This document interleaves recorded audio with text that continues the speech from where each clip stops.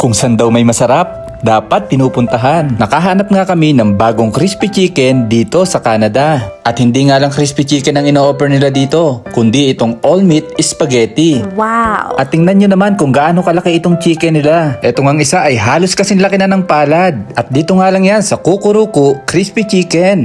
Bumisita nga kami dito sa may northwest location nila dito sa Calgary, Alberta. Balita kasi namin ay ngayon ang first year anniversary ng unang store nila dito sa Calgary. Meron na silang store sa may New Brighton at meron pa nga silang store sa may Edmonton, Alberta. Pwede nyong bisitahin ang kanilang website o kaya naman ang kanilang Facebook page para sa mga menu. Pwede kayong umorder ng ganitong family meal para sa tropa o kaya naman sa pamilya. Ipinagmamalaki nila ang kanilang crispy chicken na laging fresh at ang kakaiba nitong napakalutong na breading. At alam nyo ba na itong Kukuruku ay founded by proudly Canadian Filipino ang mga business owners. Pero international branding ha. Wow. At marami pa silang store na bubuksan across Canada. At open din nga pala sila para sa franchising. Pwede na rin kayong umorder online para sa delivery o kaya naman ay sa pick up. Iskanin nyo lang itong QR code.